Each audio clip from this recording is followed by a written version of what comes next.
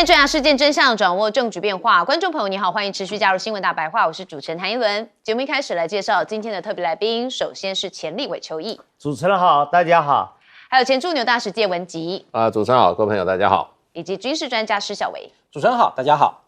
好，观众朋友，我们还是要来带大家来看哦，美国跟伊朗最近的情势发展。好，现在呢，美国媒体有特别的指出说啊，美军未来几日会向中东增派数千兵力，持续的施压伊朗。好，所以有代表这场战事哦，不像川普说的已经结束了嘛。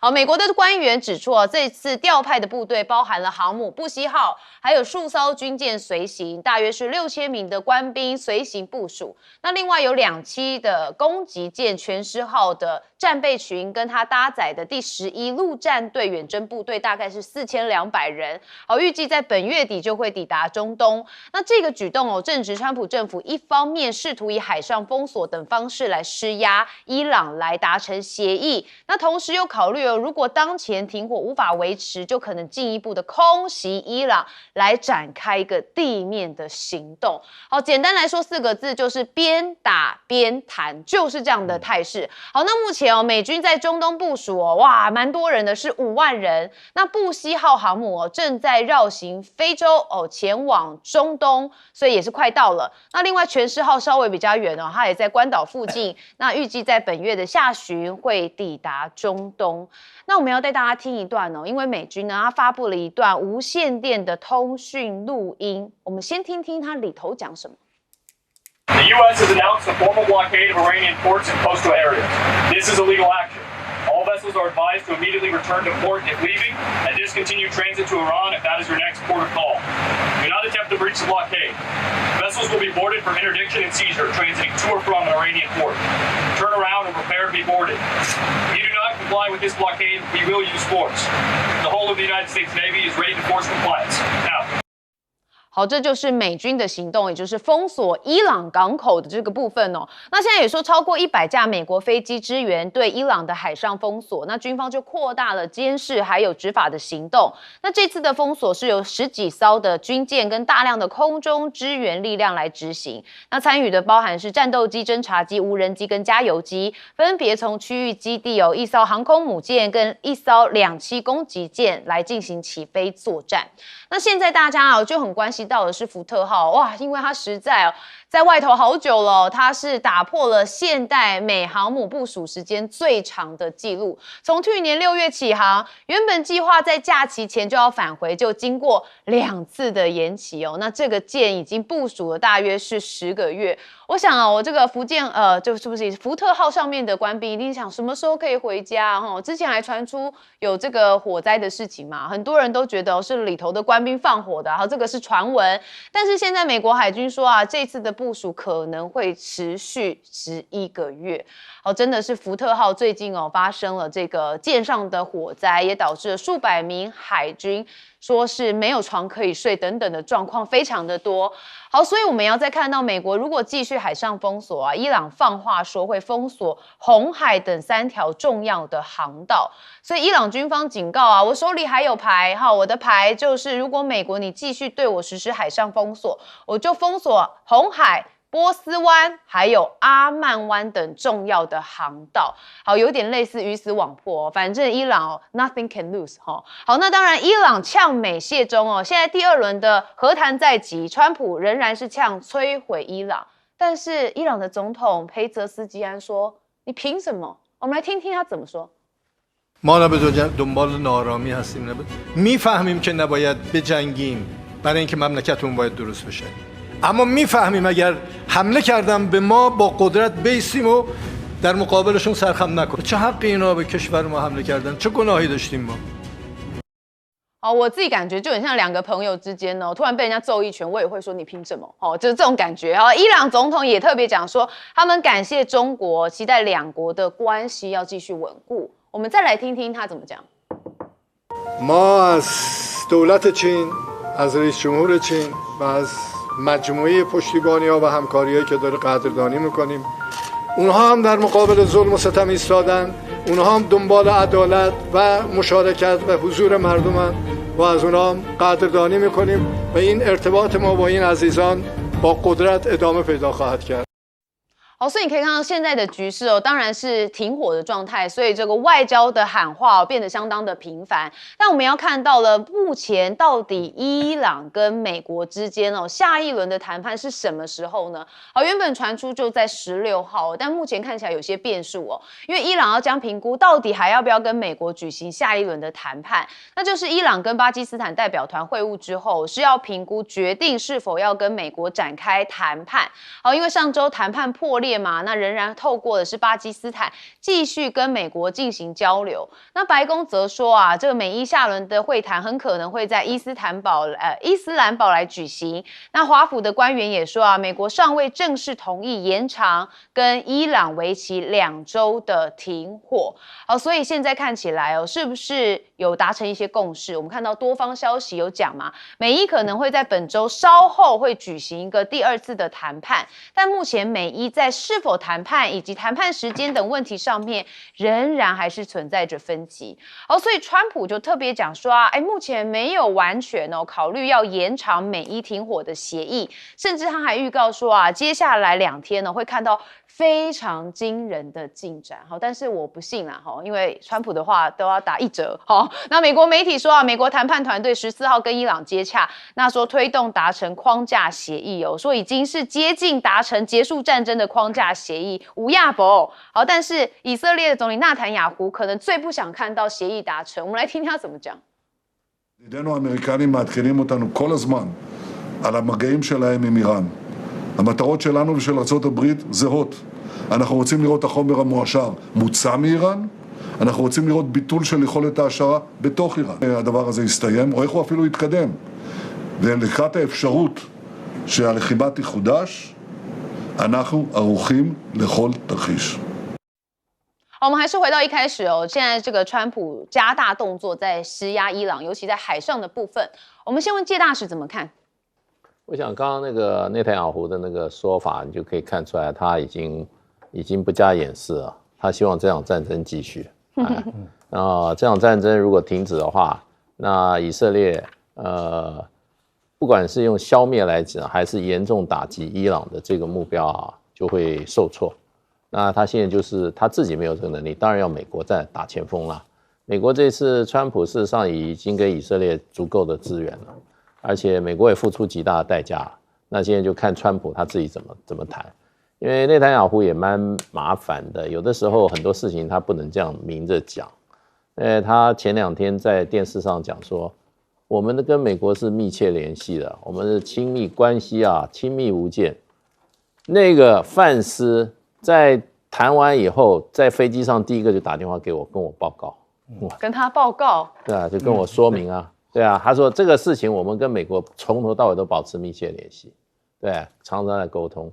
你这样以后谁还敢跟你进行这种沟通都被你抖出来了。其实川普在美国国内已经受了很大的压力，就是说你已经被以色列牵着鼻子走。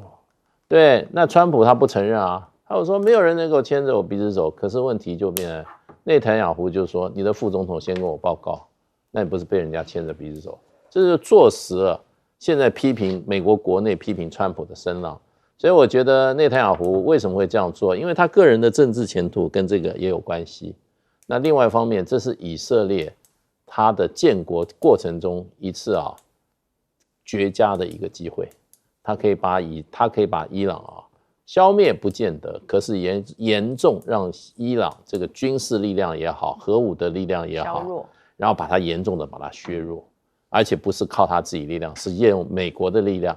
所以呢，你可以看出来他真的有点气急败坏了，表情都已经失去了过去那样子，好像还是这个游刃有余的那个感觉，这是非常的急。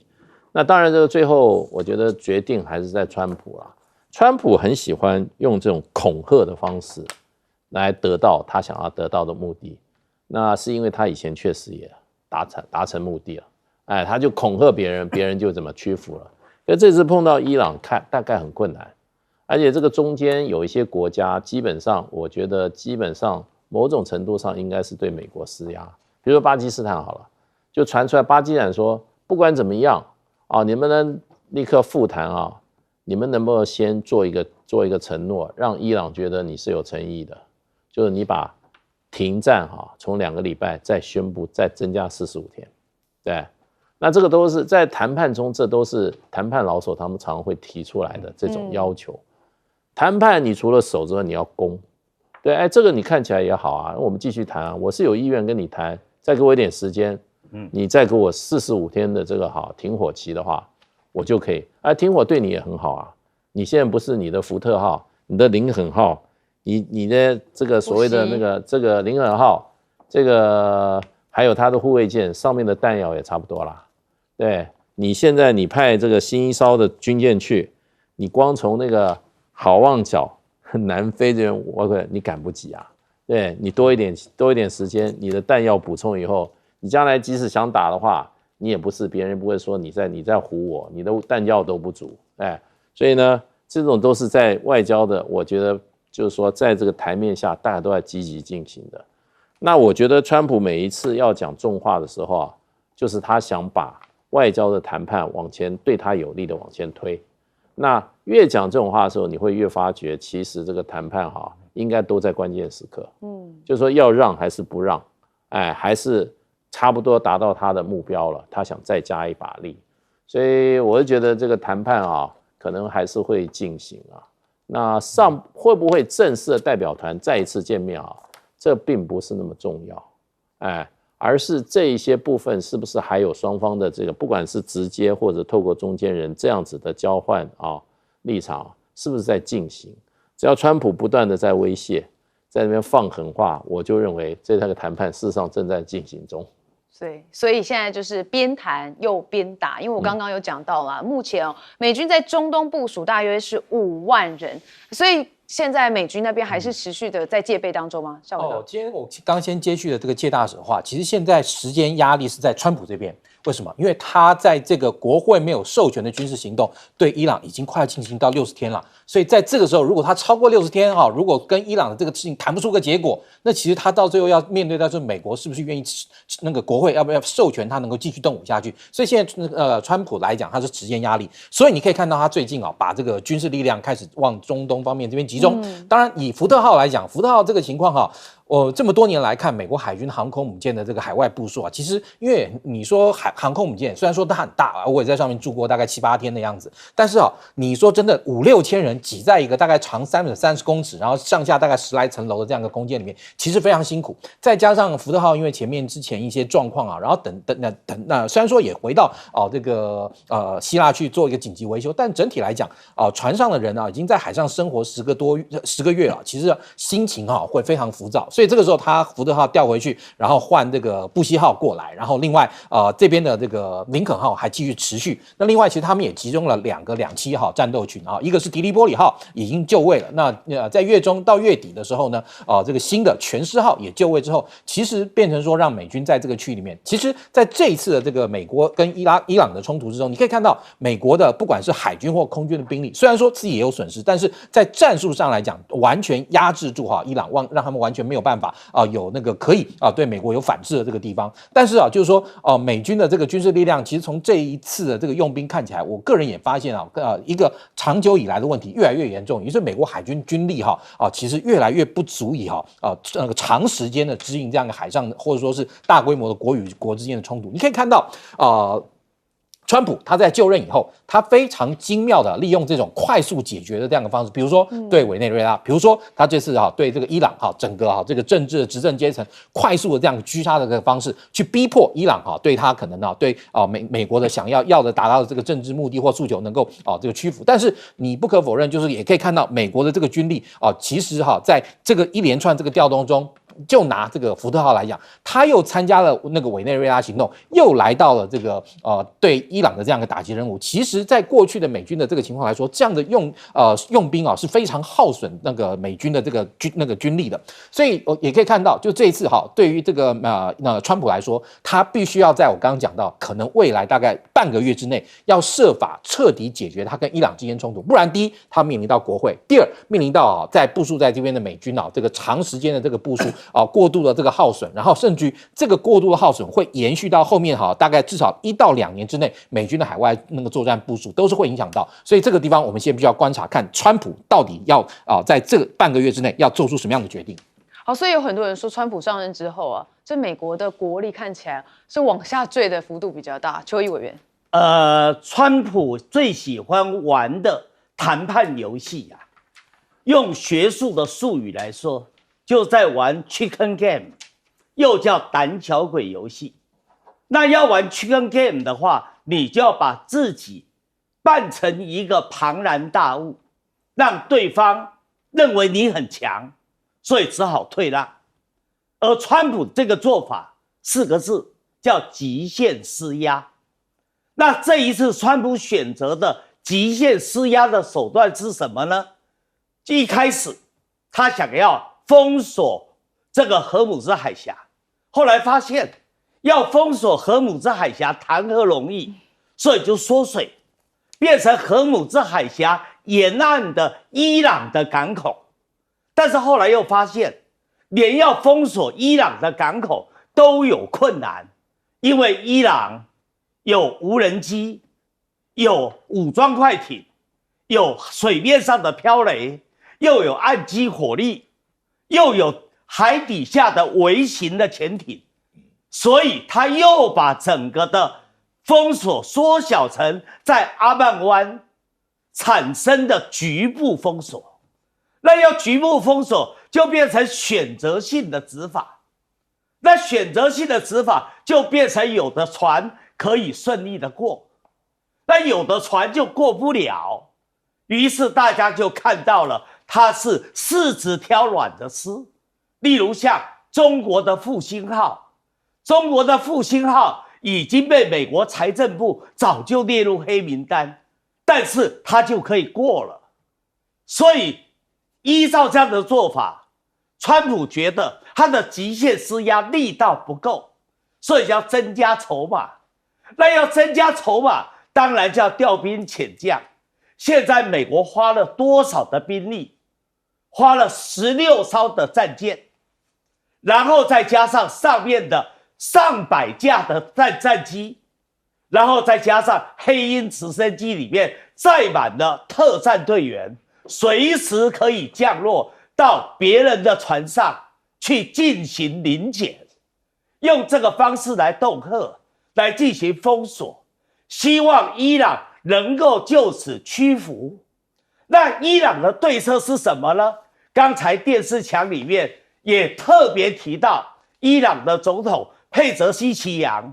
他的做法是什么？他的做法就是扩大结盟。因为美国大，伊朗小，两个要谈判，小的当然谈不赢大的，所以小的要扩大结盟。你看看他2句话的重点，第一个，他诉诸国际，是我被欺负了，我伊朗被欺负了，我得罪了谁呀？你美国来践踏我，蹂躏我，希望国际支持。第二个，他向中国呼救，他说现在川普对付伊朗，那下一个不就是对付你中国吗？所以希望中国能够介入。但是不管怎么样，我认为这个谈判川普是希望进行的，因为刚才施孝瑋说对了很重要的一点，时间对川普不利，很有压力，所以川普是希望能够谈判的，因为需要谈判才极限施压吧。好，所以现在有整个局势的态势还是有蛮大的变数。我们休息一下，马上回来。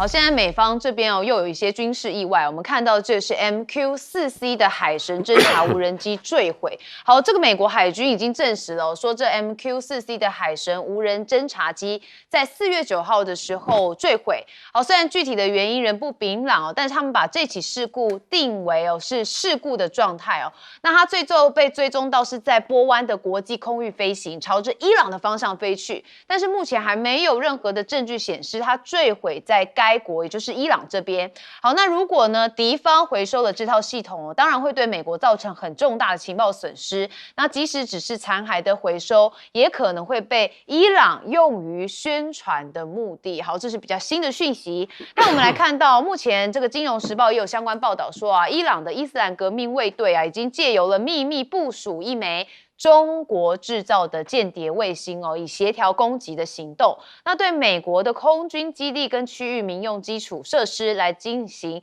精确的打击。好，那当然协议的这个部分大家也觉得没有很平静因为现在川普才刚喊战事近尾声了，但是伊朗被抓包是紧急修复了他们的飞弹基地。好，这是根据 CNN 审阅的一个卫星影像说伊朗疑似正在利用这段停火的空档，加速的修复先前遭空袭破坏的地下飞弹的基地出口。我觉得蛮合理的伊朗会修复，美方这边当然也会做相关类似的行动好，那当然现在要看到的是美国的这个美制的通讯设备这是已经到伊朗的，但它继而在遇袭的时候突然集体失灵。好，这是在伊朗中部的伊斯法罕省遇袭的期间就伊朗境内大量的美国制造的通讯设备都突然失灵，这系统是操作崩溃。好，伊朗的网络安全专家说这一定是有问题因为该国的通讯网络这次可能受到了4种恶意的攻击，那包含相关产品当中，即使没有网络连线也能启动的后门。他说如此才能破坏设备，所以看起来这个卖给伊朗的一些美国的通讯设备后头是有一些玄机的。好，目前看到川普当然是想跟习近平见面。好，那他跟中国的态度呢，目前好像有一点转弯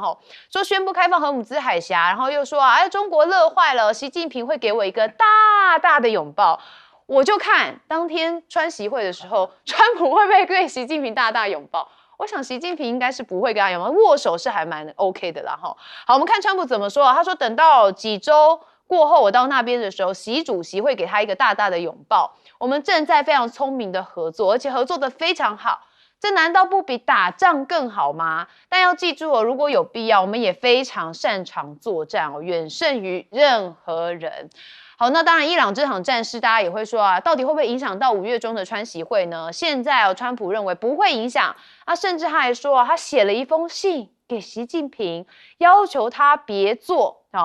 什么呢？就是提供伊朗武器。然后他说习近平也回他一封信，基本上说他不会这样做。那一轮看到的时候想说，哇，这个年代还用写信的？为什么不通电话，然后 WhatsApp 嘛，或是 WeChat， 或是 Line 也可以嘛，还用写信的，我是搞不懂啦，真的是很石器时代。那当然现在看起来就是川普通通都在自己爆料，那他当然也是有一种行为，是他对于要跟习近平见面，真的蛮心心念念的好，那另外就是中国大陆的外交部长王毅还有一个伊朗的外交部长通了电话王毅是说，伊朗作为荷姆兹海峡沿岸国家的主权安全跟合法权益应该受到尊重跟维护。那同时呢，国际通行的海峡航行自由跟安全也应该受到保障。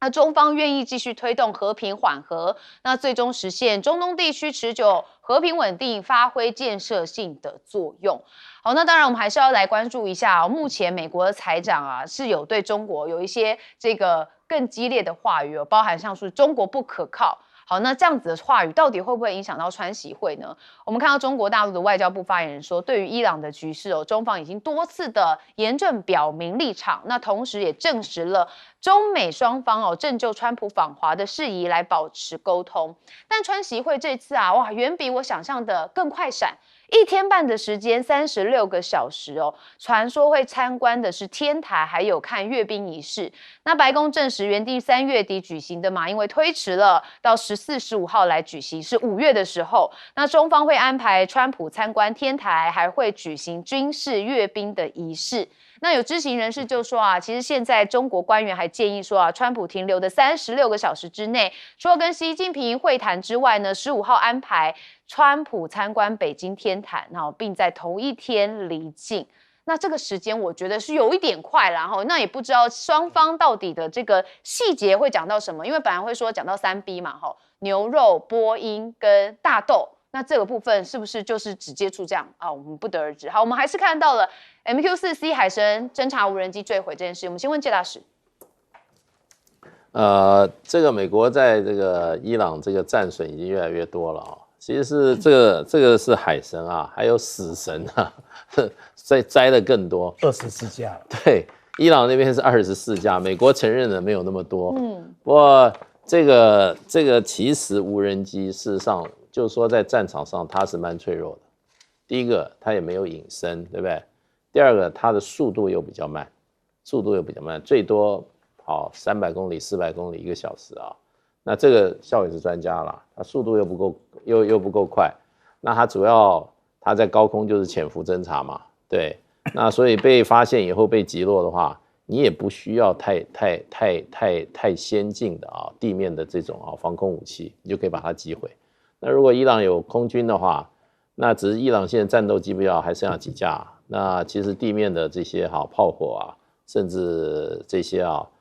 地面的防空飞弹很容易就把它击毁了。所以这个不是只在伊朗的这个战场损失很惨重。过去在这个美国打这个也门的胡塞组织的时候，胡塞组织把它打下来，还把它残骸放在那个地下，然后一群拖鞋军穿着拖鞋在上面踩，然后照相。所以呢，这个侦察型的无人机事实上它是有这种，我觉得它是有这种脆弱的地方了。那不过它的在战场上发挥的效应还是非常的大的。其实这次打仗可以看起来的话，有2样东西，像将来的战争上大概是无法或缺了。第一个就是中程导弹，而且是越整越快的越好。然后这个就是说中程导弹，你看现在伊朗靠这个中程导弹，那么还有超高音速的，你看它就可以维持于不败之地。那另外一个就是无人机了，无人机有攻击型无人机，还有这种察打一体的，对这种潜伏在这个敌人境内高空了。总比你派这种有人的无人机的话，你如果被击下来的话，你会造成伤亡的，总是比较好嘛。你记得以前我们这个有这个黑蝙蝠部队，对不对？那个时候你看我们优秀的空军飞行员也牺牲了好多，都是在高空被击落了。那这个击落损失就大，因为飞行员也是一个非常宝贵的资产嘛。那我觉得美国这个常常就在很多事情大家在商量的时候，他就要把消息露出来，还说要阅兵。我就想说这个什么阅兵，哪有外国人说那个？我的感觉啦，其实就是3军1队的一个操演，在天安门门口。那美国就要把它讲阅兵，是不是太喜欢好大喜功了？对，太好面子了。这个其实川普很多作为，有这种夸大其词的东西，我也觉得见怪不怪了。对啊，他确实上任之后，这个夸大比1.0的时候更甚啊，对不对？所以才会引发我们全球的这个一个动荡嘛，孝伟哥，因为战事的部分，我们还是要请教你。对，其实我们看到这一次那个美国跟伊朗之间，虽然说我们多次讲到那个美国是高科技去碾压伊朗，但是其实伊朗它像比如说刚刚这个无人机的这个事情它其实后面最那个美国最担心的是被伊朗用于宣传目的。为什么他会这样讲，知道吗？因为其实过去美军还在阿富汗作业的时候，美军那时候曾经有一架极高机密的，就是一直到被伊朗人给弄下来了，我们才知道哇，原来美国有这种东西啊，一个叫做 RQ-170的一个整体一个 Flying Wing 飞行翼的这样一个无人侦察机，当时就是你知道伊朗去骇入了这架无人机的操控系统，把它那个整个操控程式整个完全覆盖掉，然后让那架飞机以为说飞到伊朗境内某个机场是那个阿富汗的坎达哈，飞机就降下去了，然后伊朗人就展示了那个残骸，非常的高兴。那其实像在战场上这种兵不厌诈的事情真的是无所不见。那美国这次就很担心它这个 RQ-4C MQ 那个为什么？因为之前上一次美国跟伊朗就是在上一个川普任期，两个国家其实就为了这个事情搞得很不愉快。那时候那个伊朗就击落了一架美军的 MQ-4C那次是真的击落了。那川普就非常不高兴那就刚好是在苏雷曼尼事件前后，所以本来美国准备要报复，后来川普想说不行如果真的怎么样，我有好多的这个官兵他们会面临到家破人亡的问题所以他就把他们招回来了。但这一次美国还是很担心这个飞机被骗过去，万一骗过去了，等到过一阵时间，伊朗又展示了哇，那美国的这个高科技的这样一个优势，是不是又要被大家质疑了？那你看像后面也是伊朗说这个美国的这个通讯设备在跟美国打仗的时候通通被干扰。当然这个部分来自于什么？因为美军的一个叫电战优势，因为美军的这个伴随式电战能力这是全球最强。它的这个飞机有一个叫做那个 EA-18 机，过去我跟你讲，它大概那个飞机的能力可以把一架而已可以把大概从台北到台中这样广泛的那个范围，所有电视全部搞花，就是你所有电视通看不了。一架 EA-18 机就可以干到这样的事情，所以美军的这个电战能力是非常强的。那这个时候你说连我们国军都曾经遭遇过，1999年那时候不是2国论吗？所以那时候美军后来曾经为了希望能够知道我们国军飞行员能不能够有效的保卫国家，那时候美国海军派了2架 FA-18C 到花东外海跟我们的战机进行空中缠斗。那时候我们的战机我们是 F-16，那个美军 F-18，他们数量少，我们数量多，我们30秒就把人家锁定了，然后几乎要把人家 KO 了。但是我们那时候发现，其中一个飞行员说，我原本我的机炮瞄准线看出去应该是这样，飞机应该是在我的机炮瞄准线的这个左边，结果为什么我实际上看到的那个飞机在我右边呢？也就是说，我们的飞机我们的 F-16跟美军的 FA-18C 在空战的时候呢，就发生了我们 F-16的这个系统全部被美军的这个电战完全所干扰。对，所以就知道美军的这个电战能力其实非常强。所以你看，这个伊朗说通讯设备被美国这个干扰的一塌糊涂，说真的不奇怪。现代战争的优势中最重要就是要如何把这个电磁权完全的掌握在手中，把对方的这个通信什么通盖了一片搞不下去，这才是真正战争最重要的地方。好，邱毅委员，再来给大家上谈判课了。这个川普当然非常希望5月14号，他果如预期，能够在北京跟习近平见面，然后从习近平的手里头拿到大量的订单，这订单包含了波音飞机，也包含了稀土，也包含了大豆，他回到美国可以作为他伟大的战机，来使他现在低迷的中期选举的选情能够起死回生。可是如果要达到这样的预期目标，他原来有3张牌可打。第一张牌叫关税牌，可是关税牌呢，被美国联邦最高法院已经判决是违宪违法，不能打了。而且现在开始美国财政部要退税，退税的金额又这么大，以退税的结果，美国整个负债额突破39兆美元，整个金融市场又会起震荡，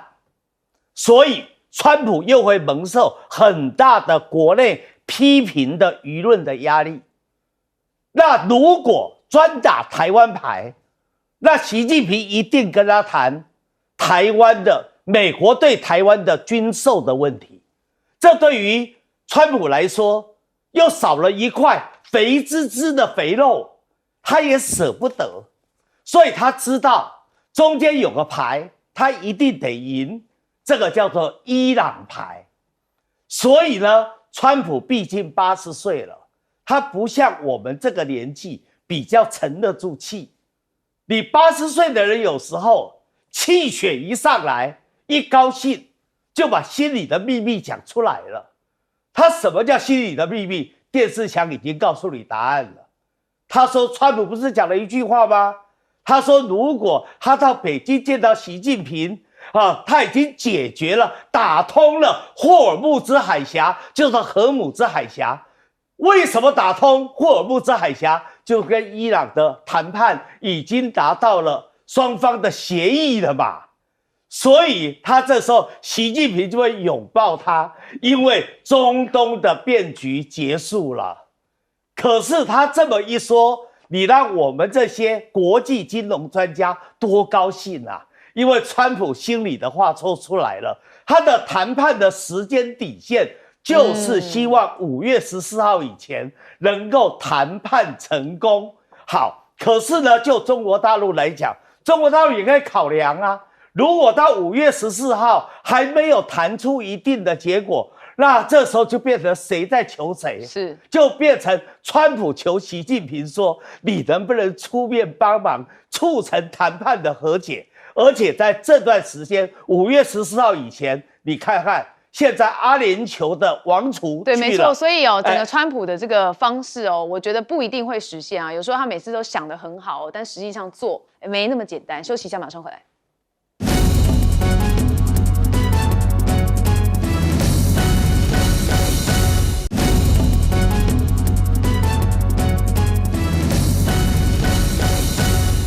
好，不止美伊哦，包含的是以色列跟黎巴嫩哦，其实他们还在打哦，打成什么样子呢？我们看到13号以色列发动了空袭，击中的是黎巴嫩南部的城市，这叫做纳巴泰医院。那在以色列北部靠近黎巴嫩的边境哦，我们也看到了以色列士兵站在了火炮车旁哦，所以你可以看到这两国啊持续交战，但是其实他们在华盛顿这边的这个驻管的人员代表其实也有谈，但根本就是白谈了哈。你看实际上的战火还是密布。好，16号以色列也空袭了贝鲁特以南沿海公路的2辆汽车，好，地点靠近的是萨迪亚特和吉耶镇，好，位在真主党传统据点之外。那以色列军方就说啊，他们的军队正在黎巴嫩的南部继续地面行动。那过去24小时内，以色列军队袭击了当地200多个真主党的基础设施，那包含的是火箭发射场。那以色列的军队袭击了贝鲁特南部，同时真主党也向以色列发动了火箭。好，以色列国防军呢也动用了大量的兵力来进行空袭。那他说啊，我们再次紧急呼吁你们立即撤离家园哦，前往另外一个地区的以北。那真主党24小时之内对以色列发动的攻击是39次的军事行动。那这是在这个以色列的定居点、部队集结点、军用车辆，还有南部边境跟以色列北部跟以军发生了近距离的冲突，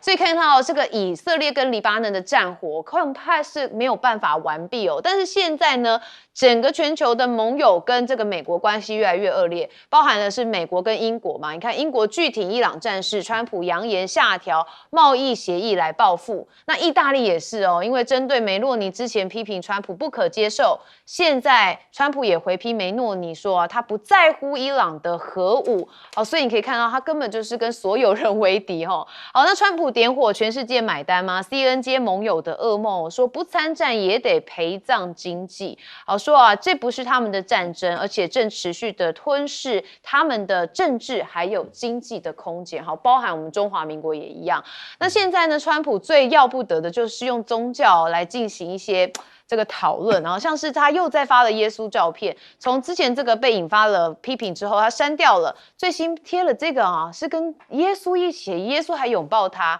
结果呢又让很多的这个激进的左翼疯子哦，觉得不是很 OK。好，那当然呢，川普也连续开炮批评北约，不提美国，又呛教宗哦，他说教宗你知道伊朗杀了4.2万人吗？好，但我要问川普，你发动这场战争不也死很多人吗？都一样嘛哈，其实就是要和平，不要战争。好，那当然，美国跟伊朗的网战哦，因为川普自比耶稣图哀轰，那伊朗也释出了 AI 的影片，我们来看一下这个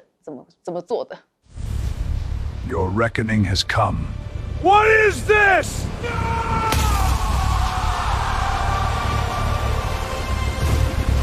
好，这则 AI 有点趣味哦，它是跟耶稣的这个照片，但是最后耶稣是猫他了一拳哈。好，那当然，介大使我们要看到就是以色列跟黎巴嫩的部分，要麻烦您解答。其实以色列跟黎巴嫩事实上这场战争打了很多年了哈，都没有停止。可是现在事实上是以色列直接把军队开入到黎巴嫩的南部，还有说我要设立缓冲区，要40公里。那在别人的国土里面设缓冲区，基本上就是国际法认为就是侵略行为，就欺门踏户了。那就侵略行为。那以武力来讲的话，还有双方动用武力来讲的话，那黎巴嫩大概都是传统的武力啦，这些什么火箭炮啊，然后这个火箭弹啊，然后这些火箭啊，那都比较传统一点啊。那以色列是最现代化的武器。那所以双方在互相攻击的时候，事实上的话，以色列说你用火箭弹攻击我以色列北部的地方，那所以以色列就说我用最先进的精准的导弹直接打你的首都黎巴嫩，然后攻击了100个目标啊，10分钟啊，造成了1000多人死伤，死亡人数将近300人以上。所以呢，这场战争的话，你要怎么看呢？对不对？就是说是一个不对，就是说实力差距很大的。那以色列你要问以色列说，我是为了防卫啊，对啊，我是为了国防安全啊。那黎巴嫩何尝不是呢？可是现在军队在谁的军队在谁的国土里面啊？对，所以我觉得这些西方媒体报道从来不会从这个角度来看，他们基本上就认为真主党就是一个怎么样，就不是站在一个正义真理一方的啦。所以真的是我们在世界这个角落哈，我们要尽量客观来看这个问题。对，那基本上我们很少看到以色列国内的这个人民哈遭受到无差别的攻击，也就是我专门攻击你这些人口密集处，他说里面躲藏了真主党的人士啊，这个就变成怎么讲呢？就是说这个是非曲直，我想应该是蛮清楚的。那另外一方面，其实这个说是应该算是一边谈一边打，因为事实上的话，以色列这次大肆攻击黎巴嫩，其实我们前面也讲过，就是要破坏美国跟伊朗的和谈。所以在美国宣布跟伊朗和谈以后呢，停火和谈以后，以色列就突然发动大规模的攻击，就我刚刚讲的，造成1000多人死伤，而且打的都是黎巴嫩首都贝鲁特人口密集区，人大部分都是居民楼的地方，所以这就变成就是说想把事情扩大。所以伊朗当时就讲说，你如果以色列不停止攻击这个黎巴嫩的话，那伊朗就不跟美国进行和谈了，就不会有和谈了。所以呢，这不是正中以色列的下怀吗？以色列就不希望你们谈啊，所以才拿伊朗的人命来当做一个工具啊。那所以这个恢复，现在又恢复战争了。那以色列事实上，川普也做了一个表面功夫。事实上，他说他跟伊朗交代说，以色列跟黎巴嫩我已经叫他们到美国来双方来和谈。结果呢，昨天谈的就是怎么样，两国的驻美大使在 Rubio 见证之下谈了2个小时，谈完以后交差了事，继续坐下来继续打。对，所以等于没有用嘛，这个谈根本没有谈什么嘛，只是个形式上的过程。孝伟哥，而且其实因为黎巴嫩自己本身国力的关系所以以色列对于这个以色列黎巴嫩境内这个真主党打击可以算是感觉到就是他想怎么样打就怎么打。不过这一次我们发现就是说以色列跟真主党之间这样一个军事冲突之间有一些改变。我所谓有一些改变并不是说这个胜负之间马上有很大的一个这个消长，而是就是说那个真主党他们也从包含俄乌冲突，还有包含这一次的这个美国跟伊朗的这个冲突的之中得到了一些经验跟教训过去以往这个以色列部队杀进这个黎巴嫩如入无人之境要打要杀，这个就随便他们动手。但这一次那个真主党也动用相当多的这个无人机这种无人攻击设备，然后对以色列的部队，而且还对以色列部队造成相当大的损害。以色列有相当多的车辆，然后这个飞弹发射器等等都被这些无人机摧毁了。那这倒是跟以色列从以前到现在第一次发生，就是遇到了别人开始跟他玩这个不对称的战斗了。因为以往真主党也好，或是加萨也好，对以色列的攻击也好，动用这个火箭这个以色列也好，动用到这个铁穹系统去拦截他，拦截完之后呢，就杀进那个这些地方，把这些这个真主党跟这个加萨人教训一顿，双方又会维持一段之间的这个平稳。但是这一次我们看到那个真主党的确拿出了一些让以色列会痛的这些战术跟战法。那当然，其实在国际上来说，对于美国来讲，美国当然知道这个以色列在这边那个一直跟对为了伊朗的事情要让美国美国不能拖出战局，其实是非常尽力的。但是其实对美国来讲，现在面对更大的危机是什么样的？是他的盟友们通通不支持他。譬如说，你看美国在这个地球上大概最铁杆的这个盟友英国嘛，基本上来说，你说今天为什么美国跟英国两个国家那么的合因为毕竟两个国家系出同源，甚至于今天我们看到美国在这个地球上实行的这个外交政策，某种程度来讲有非常多这个大英帝国的影子在里面所以说你说这个美国跟英国之间到底谁是那个兄，谁是弟谁是父，谁是子？其实这个还是蛮微妙。但这次居然对于这个英国来说，英国也不赞成美国这一次这个对伊朗进行这样的军事行动，而且甚至于你看像这个欧洲地区那个原本也很支持这个川普的意大利的总理也不支持他，然后另外像西班牙也不支持他。那川普一直说大家要来加入我的这个团队，然后来对抗伊朗等等。发现北约没有一个国家甩他，甚至于哈，很多的国家还为了这个事情关闭空域哦。上次哈，这个北约国家对美国关闭空域什么时候的事情呢？是像1980年代，当时呢，美国哈要从这个英国的空军基地啊派战机去利比亚去暗杀格达费，就是派轰炸机绕要去把这个炸弹丢到格达费他家，结果因为就是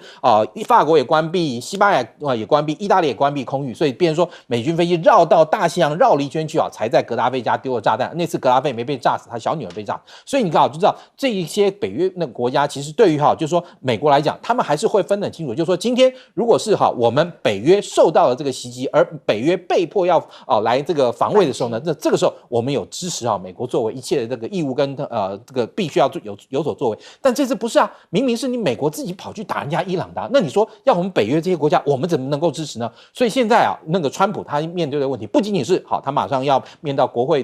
国会的这个授权的这个问题了。另外，其实他这次盟友们都不支持他。其实在台湾还有人鼓吹我们要派个猎雷舰去帮忙如何。这其实说真的现在这个事情在这个世界上有很大的这个争议点的时候，我们在这个时候其实相对来说要保持低调。对，越低调越好，不然很多事情误判可能会引火上身。邱毅委员，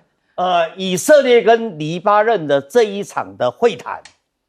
最后有3个结论，3个结论内容归纳起来，就是让真主党逐渐的解除武力，也就是让真主党消灭掉。所以这个会谈呢，叫做假会谈。为什么会有这个假会谈呢？因为在巴基斯坦伊斯兰堡第一次要谈的时候，伊朗的首席谈判代表他的议长提出了一个条件，说以色列要先停止对黎巴嫩的攻击，所以才会有说以色列跟黎巴嫩另外再找个地方再去谈。这主要就像是一个大水缸里面，我开个孔，让水流出来，让巴基斯坦伊斯兰堡的谈判可以顺利的进行。但是当时候卡利巴夫，也就是伊朗的议长不查，并没有去坚持，所以这一个以色列黎巴嫩的谈判注定不会有任何正面的结果，它只会让纳塔尼亚能够拿这个来向耶路撒冷的法院提出申请，